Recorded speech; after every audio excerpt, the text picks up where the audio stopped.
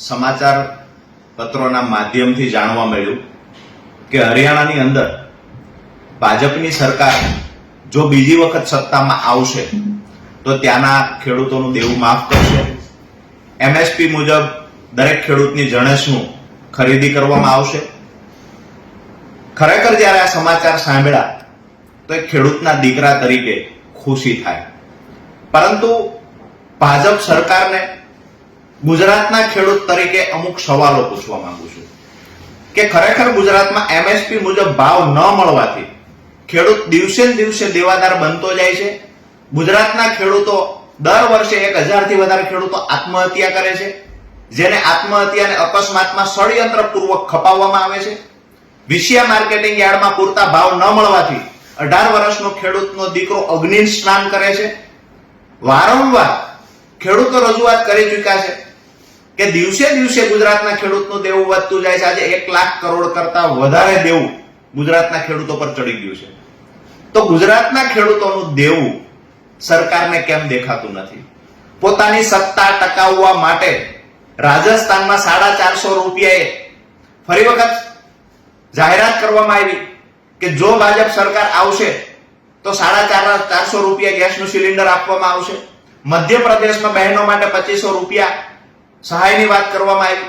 મહારાષ્ટ્રની અંદર બેરોજગારી ભથ્થું યુવાનોને આપવાની વાત આવી. અને આગળ અમે વાત કરીએ તો ગઈકાલે જાણવા મળ્યું કે હરિયાણાની અંદર જો ભાજપની સરકાર ફરી વખત આવશે તો ત્યાંના ખેડૂતોનું દેવું માફ થશે. એમએસપી મુજબ દરેક જણસની ખરીદી કરવામાં આવશે. તો ગુજરાતમાં ચૂંટાયેલા તમામ ભાજપના ધારાસભ્યોને અને સાંસદ સભ્યોને અમે ખેડૂતના દીકરા તરીકે સવાલ પૂછીએ છીએ કે તમારી અંદર ખેડૂતો માટે સહેજ પણ સંવેદના બચી હોય તો તમે રજૂઆત કરો. એક પણ પત્ર કોઈ ધારાસભ્ય લખી શક્યો નથી ગુજરાતમાં ખેડૂતનું દેવું માફ થવું જોઈએ. બીજી જગ્યાએ બહેનોને લાભ આપવામાં આવે છે, સહાયો આપવામાં આવે છે, યુવાનોને બેરોજગારી ભથ્થાની વાત કરવામાં આવે છે. ગુજરાત માટે અન્યાય કેમ? વાત તો એવી હતી કે સૌનો સાથ સૌનો વિકાસ.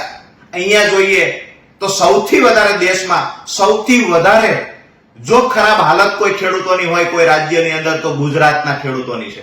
આજે બેંકો ખેડૂતોને નોટિસો ઉપર નોટિસો ફટકારે છે કે જે દેવું છે એ રકમ ભરપાઈ કરો, નહીતર અમે તમારી જમીનની હરરાજી કરશું. આવી રીતે ખેડૂતોને ધમકાવવામાં આવે છે. ખેડૂત બાપડા ન છૂટકે દિવસે દિવસે દેવું વધવાના કારણે આત્મહત્યાઓ કરે છે, વારંવાર રજૂઆતો કરે છે. પણ ગુજરાતના ખેડૂતનું દેવું, ગુજરાતના ખેડૂતની પીડા, ગુજરાતના મહિલાની પીડા, ગુજરાતના યુવાનોની પીડા આ સરકારને દેખાતી નથી. એટલા માટે કે ગુજરાતમાં સત્તા જતી રહેવાનો ડર નથી.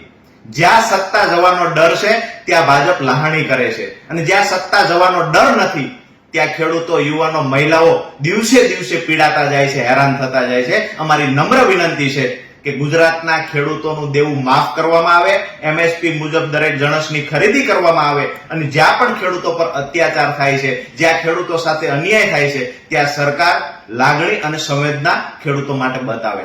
આભાર.